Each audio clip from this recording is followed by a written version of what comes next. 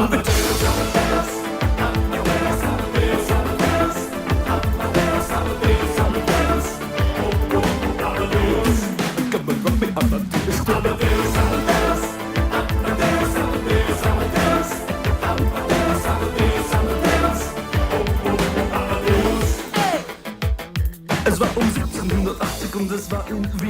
right. Oh dear God, my friend, it's been wow.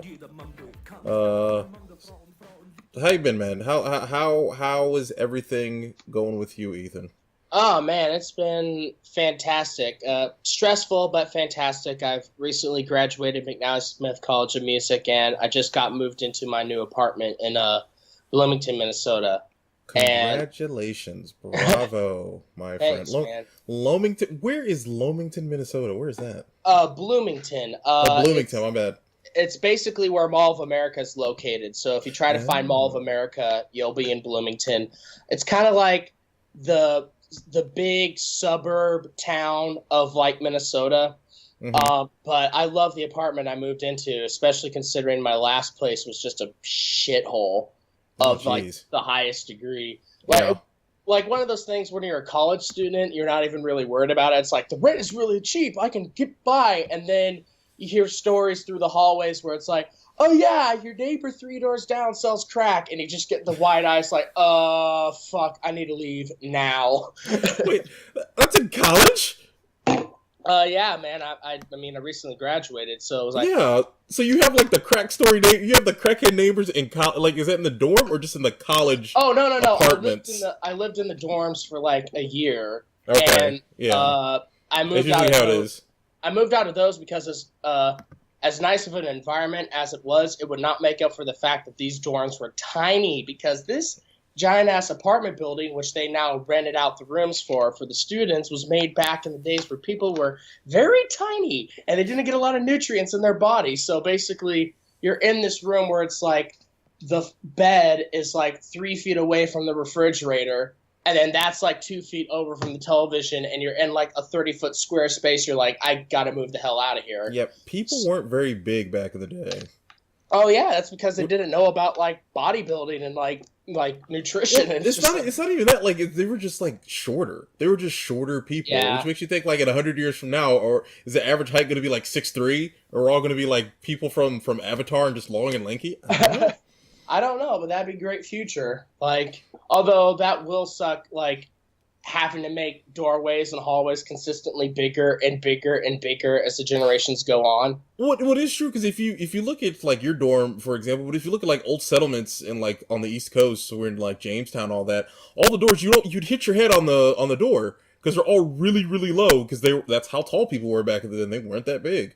Yeah, the whole genetic thing systematically has we grown taller. I don't know the exact science behind it. I just know it's one of those like, universal truths. It's like, we've gotten taller. Okay, check.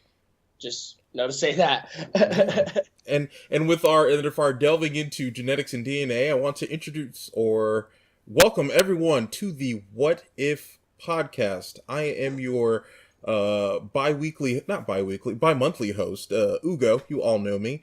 And this episode, I have my friend here, Ethan Teel. So Ethan, tell the internet audience all about yourself and what you've been up to, man.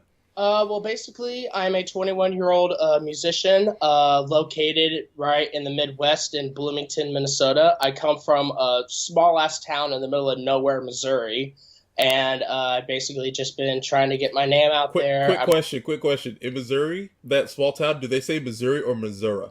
Missouri with an A. They say Missouri? They say Missouri? Okay. Yes. kind of frightening. My town actually has a league-wide, and I'm not bullshitting, a league-wide possum kicking tournament.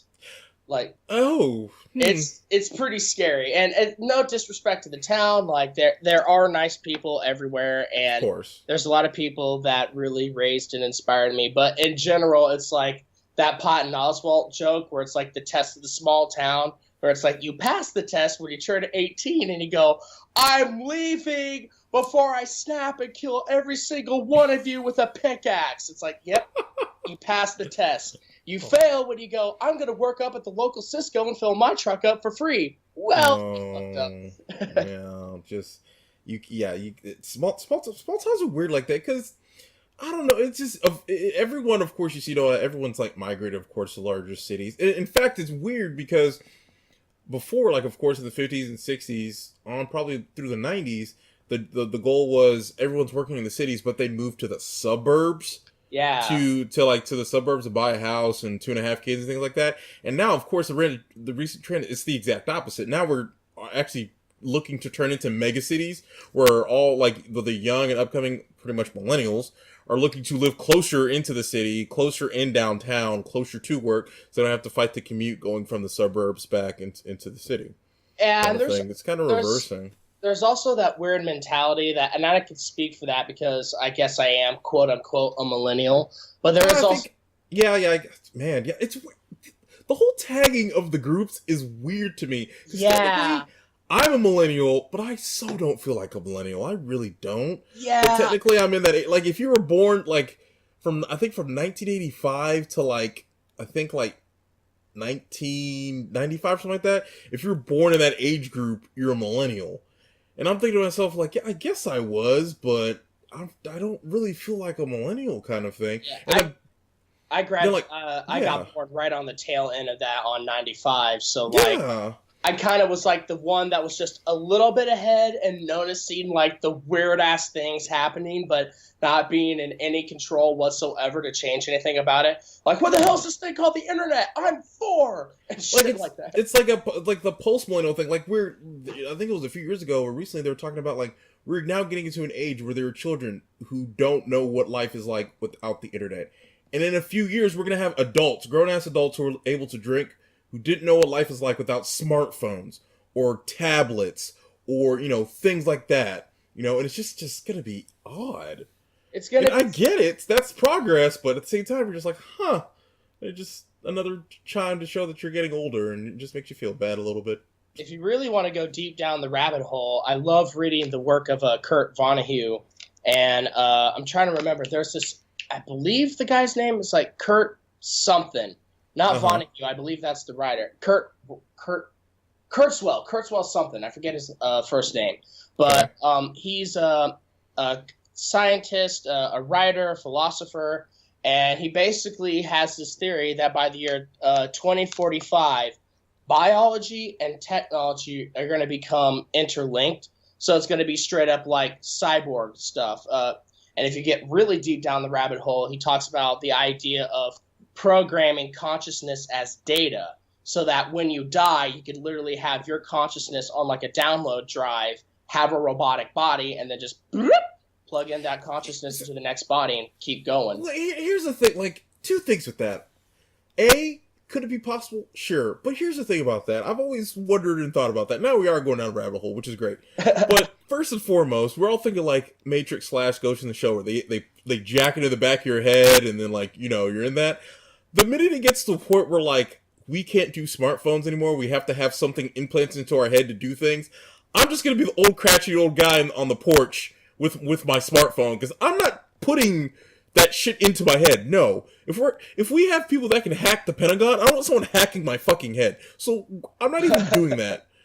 And B, it goes on one of those things where, like, alright, you'll download your consciousness, because this, it's just a bunch of ones and zeros. Electrical impulses in our body are the same as electrical impulses inside of a computer machine. Same difference type of thing. So I can see us getting to the point where we could download our consciousness into something, even though we've completely ignored all the sci-fi and all the forewarnings that have been given to us. Yes. And also, it's just like, it just gets us to the problem of, we need to get off this damn planet.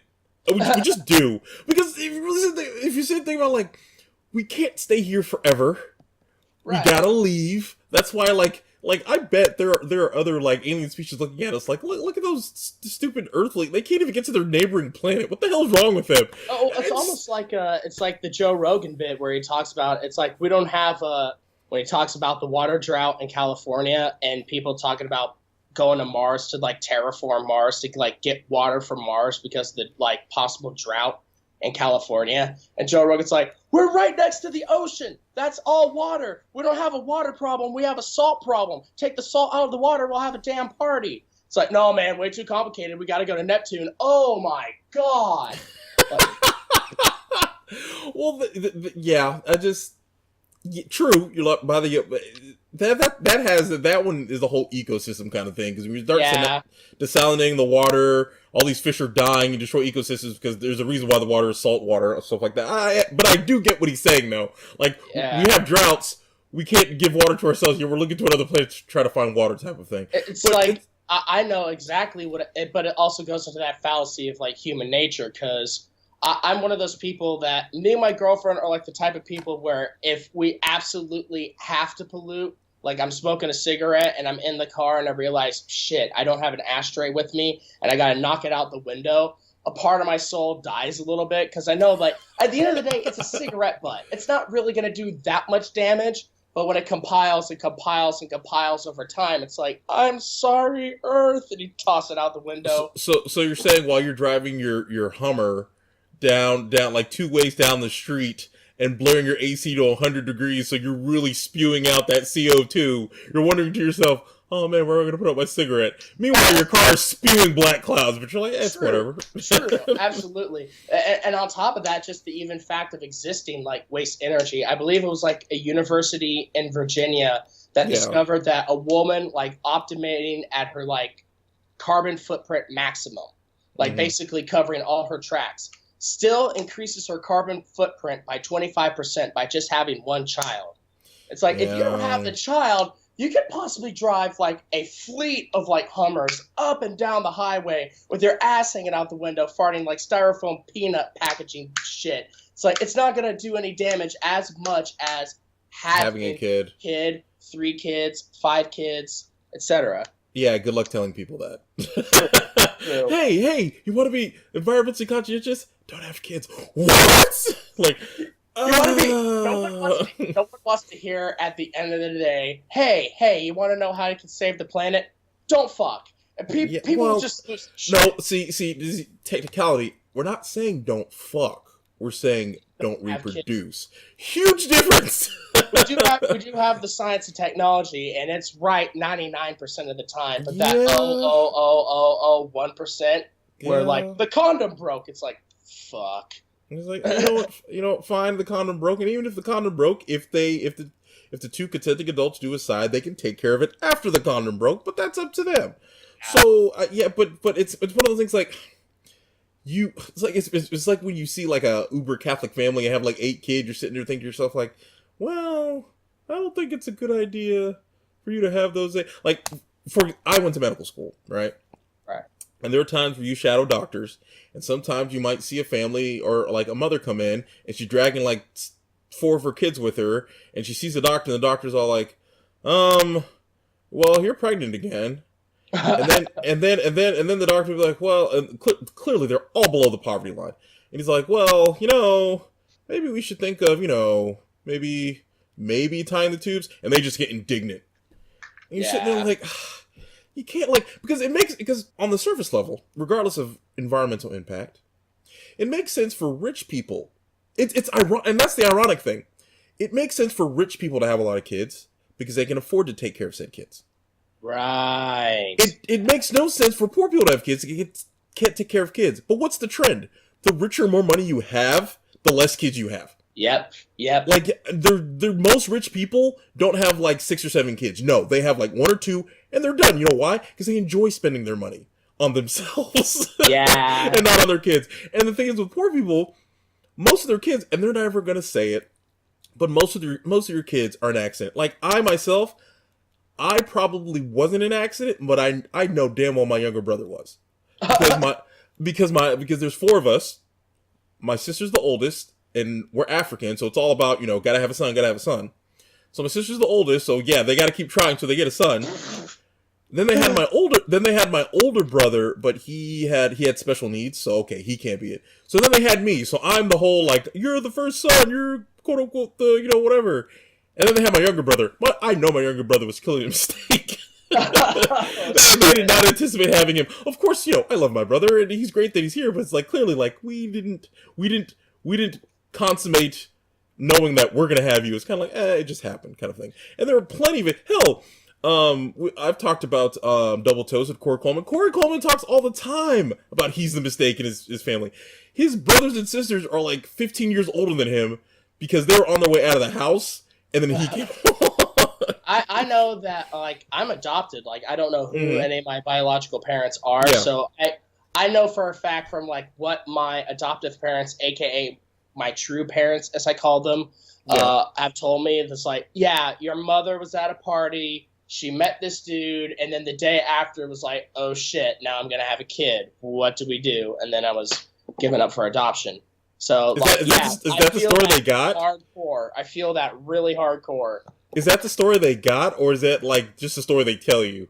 I feel like it's a little of both, because on the one hand, it makes a lot of sense, but on the other hand, I've actually looked at my birth records and like some weird Black Ops government shit. My mom's name, fully printed, very legible, but my dad's name is blacked out in like black Sharpie. Just like, like gone. And as a kid who was a giant music fan, that did wonders for my psyche, because it's like, my father could be Iggy Pop. My father could be Henry Rollins. Yes! You're probably gonna be like some secret agent, like, we have to protect his identity. No one can know who he is. He could be like Jason Bourne or some shit. Someone says like the code word at me, like as I'm at a Starbucks, like, yeah, search Tachyon, and I just lose my shit, go like the Manchurian Candidate, start breaking arms. I just find it odd that, like, your parents would sit you down and say, like, hey, yeah, so your biological parents, they were like, hey, what's up? They met, they fucked, and then you came along. You as a child, let's say you're like 10, and you're like, what? Yeah. It's one of those things where it's like, when I looked back on it, my general feelings at the time when they told me, it was just like, yeah, that's cool. When is SpongeBob on? But then as I like get older, it's like I realize like, no, that was a really important moment. That was exactly like that. It's like, I may have underestimated that moment in my life when that happened. Yeah, it's just stuff like that, and I mean, I don't know. And then, well, yeah, we talked about people having kids and things going on in the world. So you just recently moved into your new apartment. Yes. So are you out there in the world looking for a job and realizing, hey, it sucks to be a millennial because you can't find a job? Or have you found a place to get into? It especially sucks worse when you're a musician, because the whole name of the game is putting your name out there and being so unique that people can identify you and listen to your shit more. The problem is if you're too unique and too experimental, you're not going to get like those actual fat stacks, and you're going to be grinding for like you're too niche. 5 years, 10 years. Yeah, until you find like that audience. So it's always this balance of, should I write the thing that I absolutely love 100%, but it's like 21 minutes long, that's completely instrumental, or cast my chips and try for like 3 hours writing 5 really quick punk rock songs and seeing like how quick and poppy and catchy they can be. And I love both. Like, the thing is, you could do the quick poppy five songs, and then once you do like, hey, I love this guy, now you have the credence to like, oh, I also have this other stuff. Let's see if that works too. Yeah, that's exactly what I'm thinking. And things are looking up pretty well for me in the job market.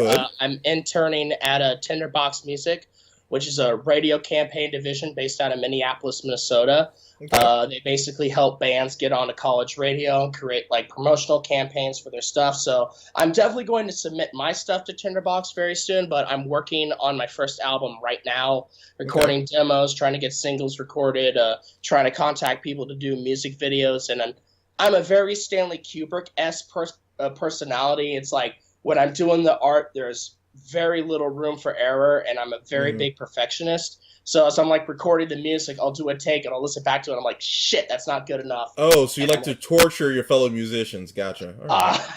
A little bit. Good news is I'm a multi-instrumentalist. So if like the drummer's like, dude, I'm too freaking tired and I gotta pick up my girlfriend in 4 hours, like, no sweat, I can record your drum part. It's just like gives me that damn look where it's like, asshole. But at the same time, he's in a cover band. So basically, he understands that mentality of like, okay, you give me the audio, I can perform that and go from there. And now that we're writing original stuff like as a band instead of being a solo project that my music was before, we're definitely starting to like hook up on that level where I was really worried in the beginning because when he would play my stuff, he'd play it well, but he didn't thrash like a Keith Moon style. And then all of a sudden, like as we started writing material, he started kind of opening up a little bit. I'm like, that's the secret ingredient. I should have offered more control. And it's just a learning experience all around. Yeah, is it like Minneapolis, Minnesota, like a underground place for music? Isn't there like a lot of underground stuff? Oh no, man! Like Bob Dylan and Prince both come from Minneapolis. Of course. Semisonic with their song "Closing Time." They're also from Minneapolis. Mm-hmm. There are a lot of really good, fantastic bands in the underground. One recent example, some buddy of mine who also are graduates from McNally Smith College of Music, a little group called Remo Drive. They've been turning some heads in the underground punk and emo community with their first album. Really fantastic stuff. If you if you love the album Pinkerton by Weezer, you will love Remo Drive because it's basically kind of like, hey, let's try to do this Weezer thing, but instead of making it very silly and kind of quirky, let's make it very serious and grounded in realism. And is that a good thing? Sometimes it is, sometimes it isn't, especially in like the emo genre, where it's like it could get very melancholy. Yeah. But not Remo Drive. Like most of their stuff I've listened to has been very smart and very like the lyrics don't sound anything emo, but then when you actually listen to the music set up against it, it's like, oh, this is very emo, and the sound puts a whole new aspect to the lyrics, which I find really fascinating. Well, that's pretty cool, man. Yeah, it's just like because me and Ethan first met in Austin a few weeks ago through, I always bring them up, through Double Toasted, their inspiration for actually starting this podcast here, as everyone should know and love. And then we just met Ethan, we just hit it off there. I said, man, I know I told him about my podcast. He said like, oh man, that sounds great. I have so many ideas in my head. I was like, yeah, just give me the ideas and we'll go with it from there. And now we are on here right now. And he actually had a really, really, really good idea that I thought would be pretty interesting considering where we are right now in history, whether it would be with pop culture and music. So how about right now, Ethan, try to lay out the groundwork of what our scenario would be this week? All right. Well, scenario is, what if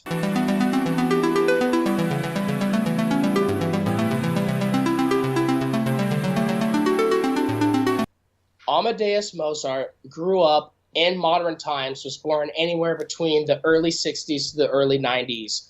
What music would he create? Would he be a composer? Would he be a performer?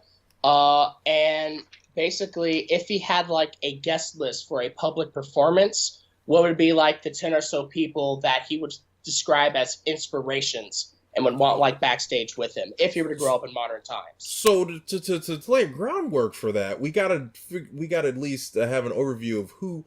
Everyone knows the name Mozart. I mean, if you're alive and if you can hear, you've heard of the name and you know who Mozart is. You might not know anything about him. If you're like alive, if you're a baby in the womb, you get like your first exposure. You get your baby Mozart shit. Exactly. They literally have a program called Baby Mozart. So, Ethan, how about you just give a not a quick overview, but a really compact overview of who Mozart was and what he accomplished.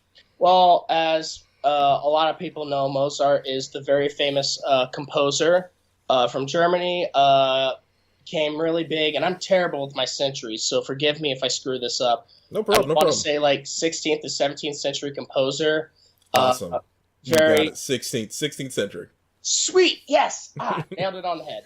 And basically, like, kind of changed the game of music on its head, and was a child prodigy. Like, at age 4, was already playing for kings and queens, and wrote his first full-scale opera at 12 years old. One of my favorite stories about Mozart is there's this piece called Miserere. I cannot pronounce it. It's like in Latin, it's called "Have Mercy on Me, O God," but the actual Latin title is like Miserere, Miserere. Yeah, that sounds deep though. Have mercy on me, O God. Like, Well, it basically was this piece written by this other dude named Gregorio Alighieri, and it was this kind of like special piece that was this psalm hymn that the Catholic Church around that time would only sing during like special moments in Easter. But in 1770, Amadeus Mozart arrived at the Vatican around 14 years old because basically he wanted to study more music and went to the Vatican and like after performing there as a kid and it was like actually going to be part of their choir. Yeah, because like, Vatican's got some deep pockets. He heard that song as a 14-year-old boy and loved it so much because this song was like under strict Vatican rule. It was only supposed to be played once a year, and there was only one copy of it in existence, like actually on paper. Mozart heard it once, memorized it note for note, and that night went back to like the place he was staying with his father and wrote out that whole piece, making the first unauthorized copy of that music. So like, are you telling me Mozart was the first Napster? Pretty much. Like, Mozart was the first guy who basically heard anything and went, that's music, got it, already in my head, and would create great things from it. In a way, like something I've been discussing, for people who just have no idea of Amadeus Mozart, try to imagine, like, the classical composer version of Michael Jackson. Someone who grew up with a father who may or may not have been like the best influence, whose only purpose in life was to make their son extremely famous through music. Both were very impeccable in their art forms. Wait, are you telling me Mozart's dad was Joe Jackson? Like Joe Jackson would like, you know, the awful abuse, but Mozart's father, it wasn't so much physical abuse as it was mental abuse. Imagine being 4 years old. That's just as bad. It's just as bad. It is. It's just as terrible, but it's like a different kind of abuse. Joe Jackson thing was like, get out on stage or I'm going to beat the shit out of you. Whereas Mozart's father thing is like, hey, buddy, is this your dream? You're going to play for the Pope now. You're 5. You're 5. Now go make me that money. Yep, pretty much.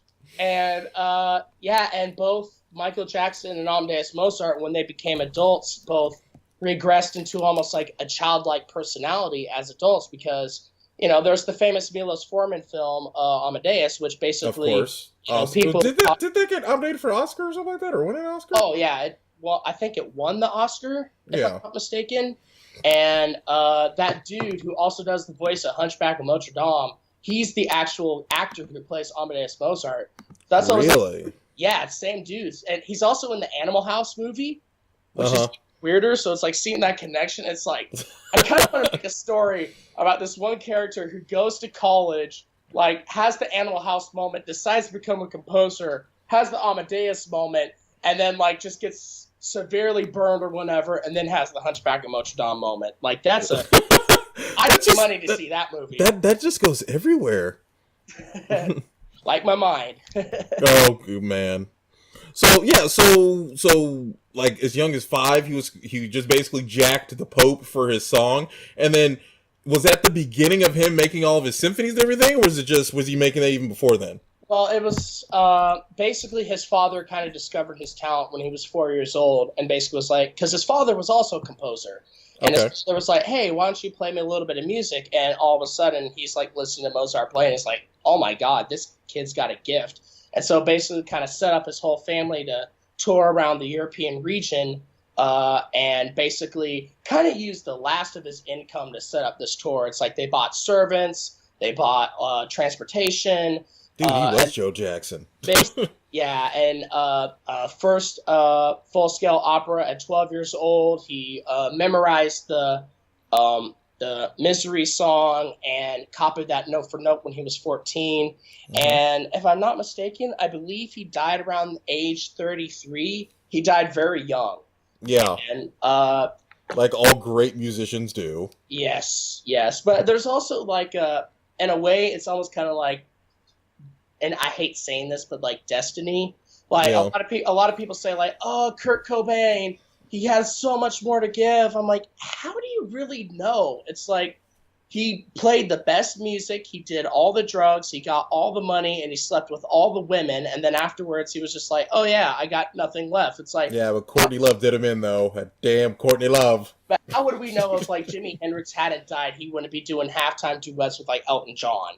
You know what I mean? At like the Super Bowl. It's like, I don't know, but at the same time, just the fact that it's just one of those things that we're used to people living longer lives, and especially if you enjoy someone's company, you want to enjoy their company to their fullest, because how how many times have we watched a TV show like, I love this show, but you realize it probably stayed on 3 seasons too long, you know? Yeah. Some shows people are like, for best example ever in nerddom, Firefly. People are like, oh man, we need more Firefly. Firefly needs to come back. And we're like, guys, could you imagine all your love and admiration you have for Firefly? Would you still have that if it went on for like 6 seasons? Probably not. You just enjoy that one season, you love it, you cherish it, and move on. And also, I feel like that they kind of, in that sense, they gave the fans exactly what they wanted with the movie Serenity. So exactly. It's like the rest of the people that are like, we need more Firefly. It's like, watch Serenity. Or if you don't like Serenity, go back to the source material that Joss Whedon was inspired by and watch Cowboy Bebop. Pretty much. Yeah. Perfect. Yeah, so okay, so of course he died at a young age, like all the things he accomplished, all the symphonies and arias and all the other stuff that he did. So, and usually how they die too young. So what was his life like? Like you said, when he became an adult, he had childlike he was like a child. So my question would be, I know it's Hollywood and I know it's, trumped up, but how realistic would Amadeus be to what Mozart really was back in the day? I actually saw this really brilliant editorial by the Nostalgia Critic about the movie, where it kind of did like some factual research about the historical inaccuracies of the movie, and it basically comes down to this: when they're watching Amadeus, anything dealing with Salieri is complete fiction, but anything dealing with Mozart is pretty close to the truth. He was very drunk most of the time. He died very poor and in an unmarked grave because his family just simply did not have the money, because he would spend it on booze, and he was not financially like a lot of musicians, including myself. When it comes to like the money game, we just kind of sit back and see a bunch of numbers and go like, I don't even know how to comprehend this, dude. Yeah, that's like, I would say, hey, have your family help you, but that usually never works out. Yeah. And I'll say, hey, have a guy who's only about the money, and that usually never works out. Which, and that's why, I don't know. We'll get into that later, but that's why I always feel like, man, I would totally take care of the money. And I'm not saying like steal their money. I'm like, I would totally know how to take care of you and not let people screw you over. But that's just me. But I'm sorry. That's why I got the business degree at McNally Smith College of Music. I was there originally on a percussion performance degree because I started off as a drummer, and it's like the world asked me when I was 18, hey, what do you want to do for the rest of your life? And I'm like, play drum fills, motherfucker. What the fuck you think? But then I turned 19 and I realized, oh yeah, I'm going to be in debt if I graduate. Might want to figure out this money thing. What is interest? Yep. And God bless. The last class, I just took a class this semester, managerial accounting. Every single one of us in that class would just make the suicide motion, just looking at each other like, it's going to be okay. It's going to be okay. We're going to make it through this class. Yeah, that can get pretty rough. So back to Mozart. So was he, I guess he just lived an extravagant life is when he did, spending all of his money and all that. And of course, dying young. So what are some of the things that he did? Like you said, booze. Is it just booze? Did he throw all his money away on booze? Or was it other things that he did? Well, he was just not very financially sound. He was that type of musician where he would get the money. He would be commissioned to do operas or serenades, and he would make the music. He also paid for lessons and taught myriads of different people. And he was a very popular guy in his time. But at the same time, the music he made was pushing the envelope so much that I forget what emperor said it, but it's actually in the movie. It might be the Emperor Salzburg, who famously said, that opera was fantastic, but it simply had one too many notes. And Mozart, being the artist, he was like, no, it did not have one too many notes. It had the right amount of notes it needed, no more, no less. And so basically it was that kind of thing of as much music as he was creating, as much music as he was writing, he didn't really receive the renowned recognition that we know of him today until after his death. He died. Just like everybody who does something great, we don't know until after they die. But that's how I discovered Bill Hicks. It's like, man, this guy's funny. Where can I hear more of him? Oh. Yeah, it's like, did he have just a lot of people today, and we'll get into that later, but you said it was Salieri, all that stuff was made up, But was he around the same time with like Bach and Beethoven, or did they overlap at all, or were they just different time periods? I mean, how did that? If I'm not mistaken, Bach was more of the Baroque period, which came a Okay. little bit before Mozart's time. Okay. And then Mozart was afterwards, and then Beethoven's music came after Mozart. Okay. So you would think like one influenced the other, kind of like Plato and Socrates and all Yeah, that. Okay. a little bit of something like that. And on top of that, like something even cooler that the movie doesn't even mention, Salieri was also a teacher, and one of the students that he was teaching under his uh, I don't know what you call that professorship. His tutelage. Tutelage, right? Yeah. He taught Beethoven. So Oh. Beethoven was a student of Salieri, and Salieri had a really big kind of rivalry at the time with Mozart. So Mozart and Salieri are kind of in the same time period. Beethoven's a little afterwards. Bach is a little bit before. Yeah. It's one of those things where it's like being a rock and roll musician and being a pop musician. Yeah. I'm aware of Mozart's work. The influence goes on to this day. Like you can't talk about music without talking about Mozart to some degree. Of course. But at the same time, when it gets to when these periods were in classical music, there's really big classical music nerds that can really get the finite answer to that question. I'm kind of like talking out of my ass to some degree, but it's like, I know this random fact, and I know this random fact. I'm going to try to connect the wires now. Let's hope this works. Yeah. So Salieri was his only main rival to Mozart. There wasn't any other like musicians or composers around there? He had a lot of rivalry with the Italian composers at the time because he wanted to do a lot of his operas in his native language of German. But the Italians had this really big belief that the best language by far to do opera in was Italian. So have you heard German? It sounds pretty harsh. Yeah, but have you heard German metal? It's like, oh my god, this language does not work. And then you put it to German metal, and it's like, oh, this is the music that this language needs. And exactly, it's metal. I get German and metal, but German and opera, it's kind of like, oh, it's kind of... yeah. Because German just sounds... I know it sounds angry, but German just sounds angry, you know? All those percussive consonants. Exactly. Like, oh, Jesus, dude. It's like, say it, don't spray it. What's that phrase?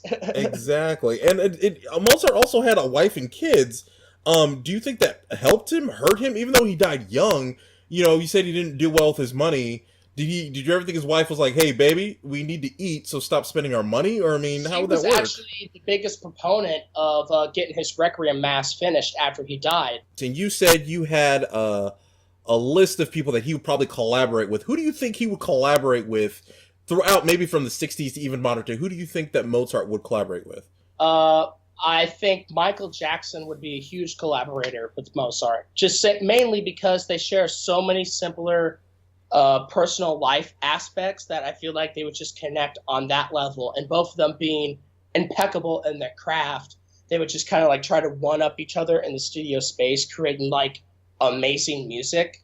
I could even see him in his later years, depending on when he was born. If he was born in like the early 90s, I could definitely see him collaborating with Kanye West. Like Kanye West acting as a producer and Amadeus as the musician. I also see him, honestly, if he was born, I would say in the early 80s, I could see him definitely working with Serge Tankian of System of a Down, because they both share that quirky yet progressive quality. Because you listen to a System of a Down song in the early 80s. System of a Down was around since the early 80s. No. Like if Mozart was born in the early 80s, okay, got you. I'm sorry. By the time he was an adult, he would have been System of a Down. And I also see him like if he was born in the early 60s, so by the time he was around 15 or 17, when he was like getting to his big stride as a musician, he probably would have collaborated with John Lennon. I could definitely see him and John Lennon like sharing ideas back and forth, because both were major geniuses, but they both shared that very silly, outspoken, nonconformist quality that a lot of artists share. But both John Lennon and Mozart kind of went more the silly route. Like you look at like punk bands, it's a more aggressive anti-establishment route. Whereas like you look at John Lennon or Mozart, it was anti-establishment, but it was anti-establishment through fart humor. or something like that. Yeah, like how do you feel he would have collaborated with Jimmy if him and Jimmy around at the same time? Jimi Hendrix. I feel like he would have used Jimi Hendrix as a performer.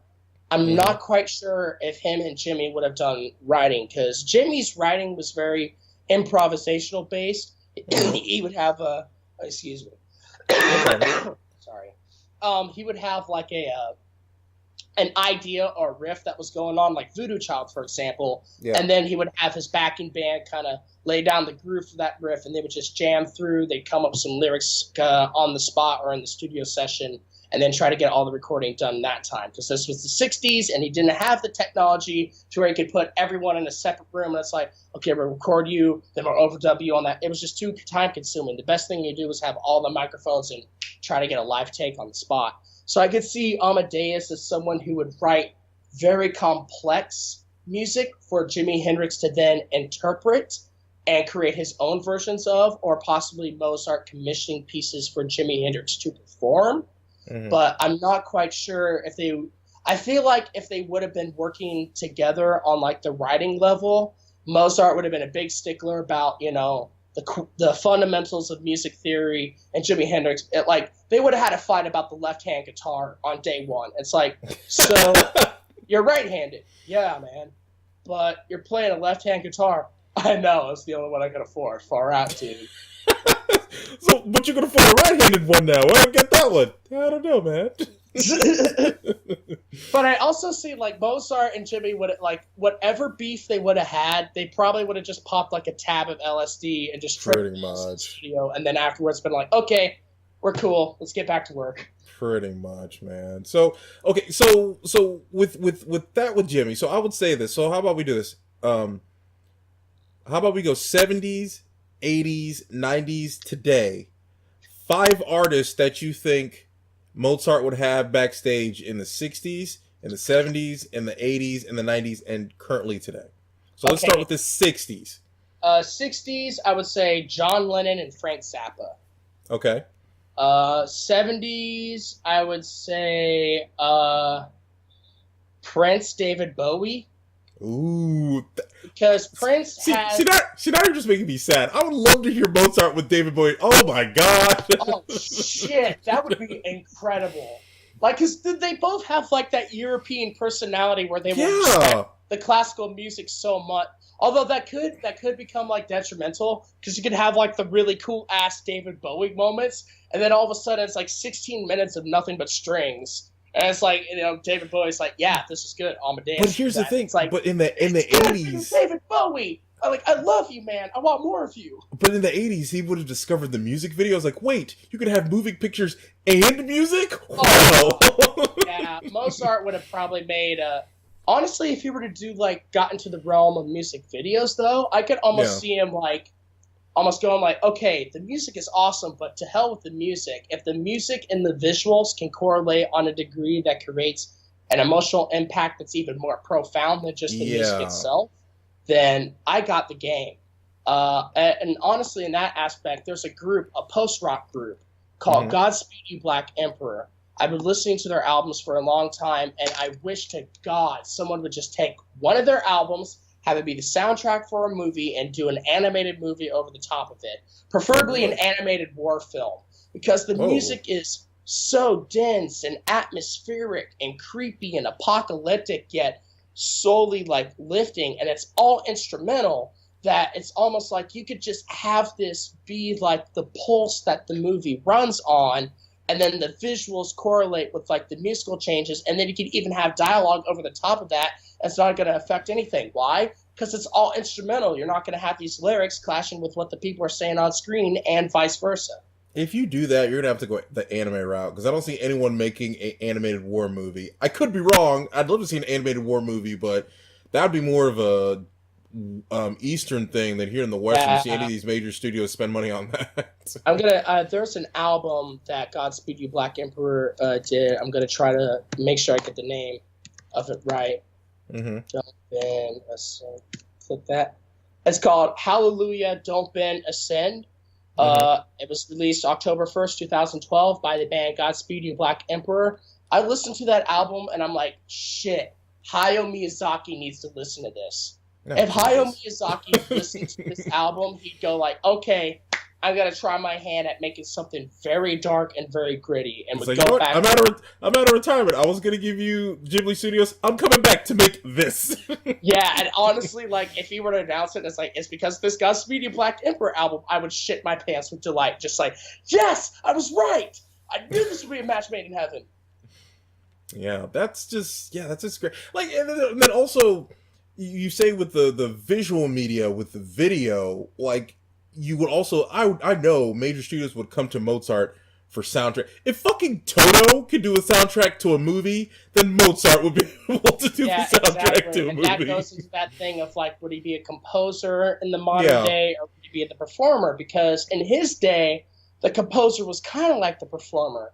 But now we live in an industry where, like, there's 7 people in Nashville writing the majority of all the songs. Yeah, exactly. So it's like when you have this problem of, like, why does all pop music sound the same? Well, they don't have a big writer's pool. That's why. That's true. But I mean, he would. Of course, we would think Mozart would do all of his own. He'd write all of his own stuff. Maybe, I mean, the melody he would do himself. Then maybe he might get lyrics from someone else. But the melody, clearly, he would do himself. You know. I definitely see Mozart as a songwriter / performer. Like, if he were to write the music, I feel like Mozart had that quality of being the rock star in Vienna in his time. He's like, oh man, I got this popping, I got this lifestyle, I want to keep this going. If he were to grow up in modern times, he'd probably be allured to that rock star performer lifestyle, but he also might have this kind of calm nobility where he says, like, I'm not going to be like Iggy Pop, where I'm cutting myself with glass on stage. Was it maybe something like Lady Gaga, in that, you know, she can play all of her instruments and does all of her vocals and things like that, but still pushes the envelope when she does performances, something like in that vein? Yeah, or something like oh god, I had the band right here. I would say something kind of like a Radiohead, where it's very subdued. It's like, you know, Radiohead, you know, Tom York, but if Mozart were to create Radiohead-like music, I feel like he would be the Johnny Greenwood of Radiohead. He would not be the guy that's out front when you think Radiohead, because when you think Radiohead, you think Tom York. But without Johnny Greenwood, Radiohead would be vastly different. And you, like, listen to a song like Pyramid Song, where all the ambiance that makes that song is because Johnny Greenwood is taking a violin bow, dragging it across an electric guitar, just filled to the brim with effects pedals, and creating this otherworldly sound. I see, like, that's something Mozart would do. He would come up with the initial melody, he would come up with the song, but then he would pass it along to another singer and another drummer, and then he would take something up like the piano or organ, where he could have his time to shine with, like, maybe a solo here or there. But mostly he would be working on a rhythmatic basis of making sure everyone's in check with the melody, harmony, and the rhythm.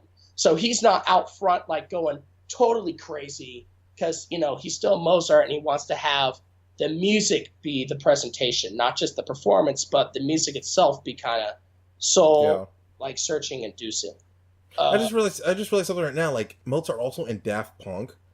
Oh, that would be cool too. I was thinking, like, if he were to perform something around this time or in the early 2000s, who would he have backstage? And I thought Trent Reznor, because both. Oh yeah! Oh Jesus! both come from a classical background. Both are multi-instrumentalists, but both, I would see, like, Mozart would be the guy who would be a lot more brighter, but he would look to Trent Reznor for inspiration on creating mood and creating atmosphere within his music. Because, goddamn, you listen to the Downward Spiral, you turn emo within, like, the first 5 minutes. God, like, yeah. Paint comes on, you start wearing more black clothing. It's like, what's happening to me? The engine behind 9 Inch Nails, you're just like, well, of course.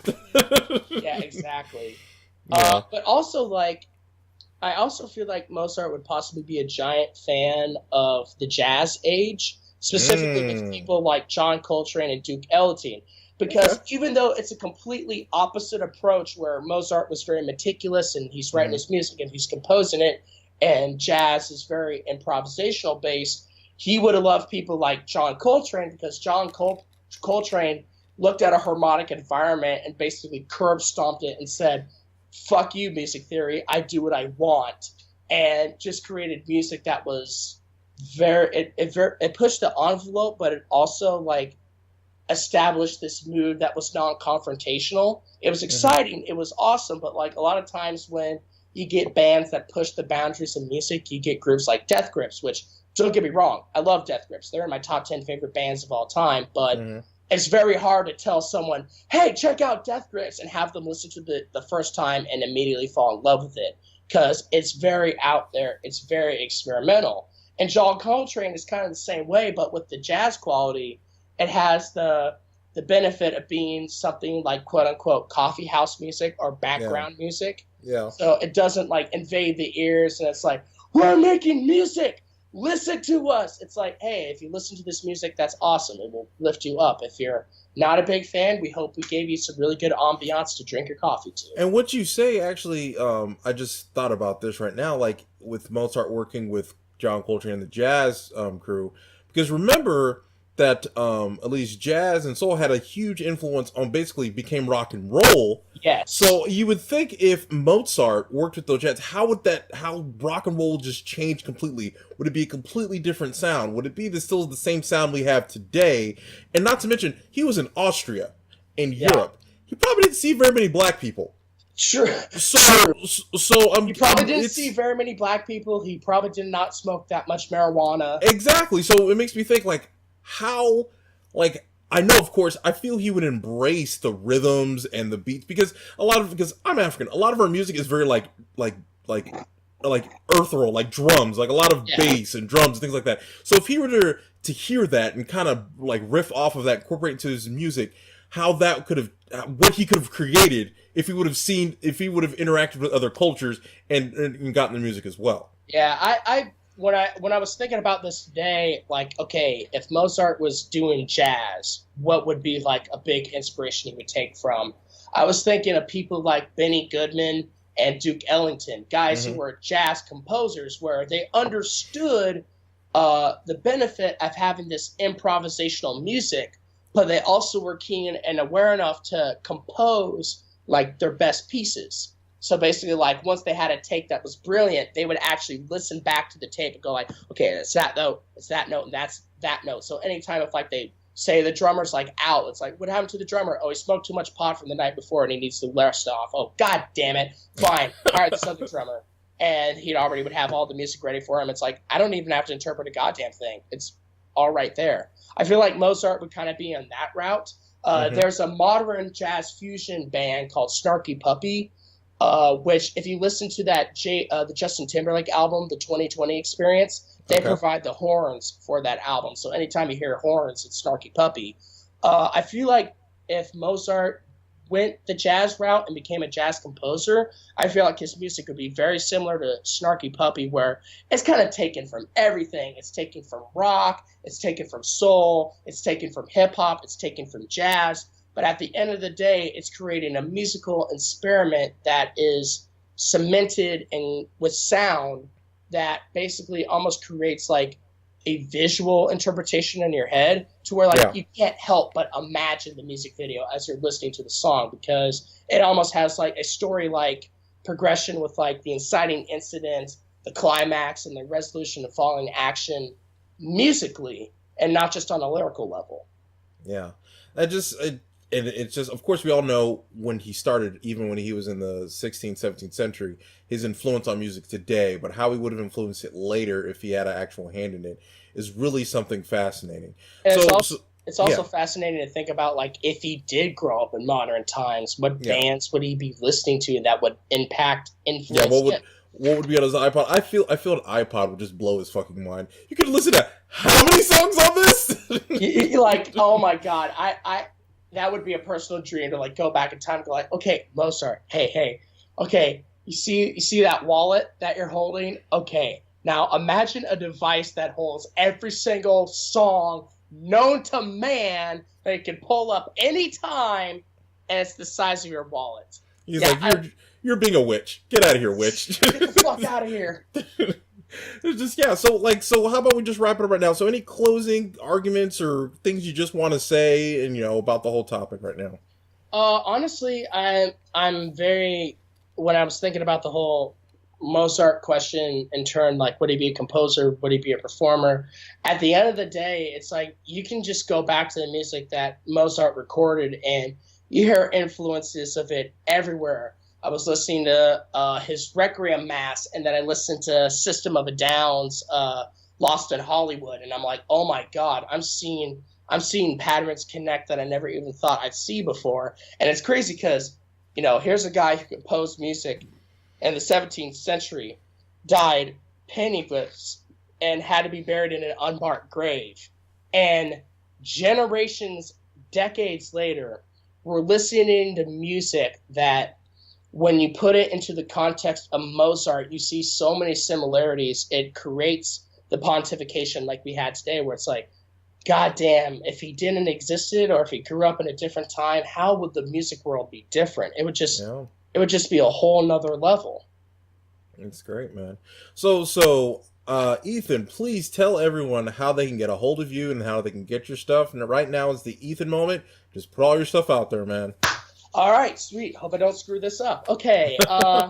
If you liked any of my incoherent rambling, or if you thought my rambling was actually very coherent, please check out my website, thewhatifcast.com, TheOwlEyes. That is my band's website. There's a link on the banner page where you can follow me on Twitter, Facebook, YouTube, the whole shebang. I'm going to start putting out more video content. I'm going to release more blog-like content concerning music. So if you'd like something like this and you want to see more of it, my website will be the one-stop hub to get all that stuff. And I'm working on my first album right now, and we're hoping to have a release date sometime next year. So be on the lookout for that. Cool. And of course, everyone, again, thanks for listening to the What If Podcast. If you yourself, like Ethan did here, he had a scenario and he said, hey, let's talk about that. You can send in your scenarios to thewhatifcast@gmail.com. We are on Soundcloud. So you can go on Soundcloud. It's absolutely free. Just have an email and sign in and listen to the What If Podcast. Just when you go to Soundcloud, search for The What If Cast. We are on YouTube. So leave your comments, your questions, concerns, your what if scenarios in the comments below. Subscribe to the YouTube channel. Like the YouTube video. Just search on YouTube The What If Podcast. If you are on the go and you can only explain to me what you need in 160 characters, we're on Twitter. We're on Twitter at @the_whatifcast, and we're also on Facebook. Go on Facebook, like the Facebook page, share it with your friends, and I post this podcast on Facebook and SoundCloud and YouTube. Just go on Facebook and search for What If Podcast. Well, Ethan, like I said, it was a pleasure having you on, man. I learned so much in the 1 hour we spent today, and it was just great, man. My English teacher called me her own personal Bobby Hill, just a fountain of useless knowledge, like anytime, any point. So if you need it anytime, dude, just let me know. I'm at your service. Absolutely. And guys, if you loved Ethan so much, tell me, email me, or message me and say, hey, we want Ethan back to talk more music. Great. I'm all for that. So thank you again, Ethan, once again for coming on. And that is the What If Podcast for this week, guys. And I will see you next time. Ethan, say goodbye to the great folks. Goodbye, everyone. Have an awesome day. Peace out. I'll see you guys next time.